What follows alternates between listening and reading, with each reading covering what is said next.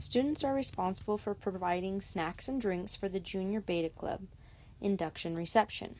Susan and Myra are asked to provide the punch for 100 students and family members who will attend the event.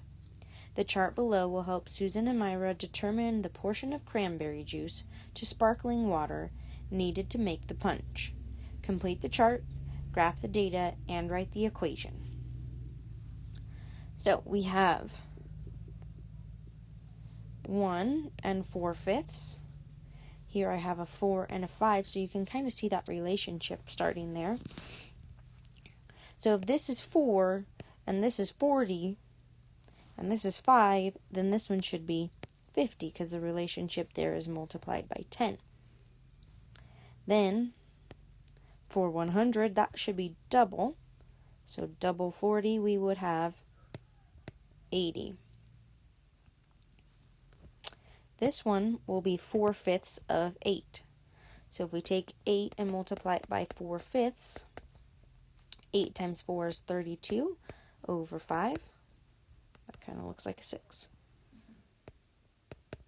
5 goes into 32 6 times, which would make 30, with 2 left over.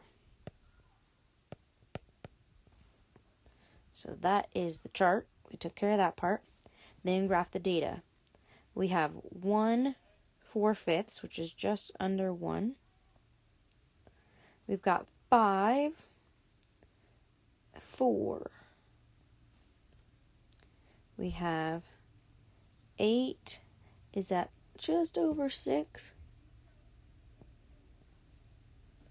And 12 is in between 9 and 10.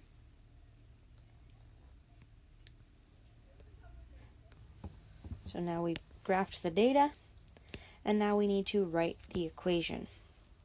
So we have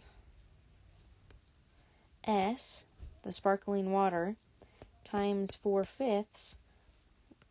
Those kind of look similar here.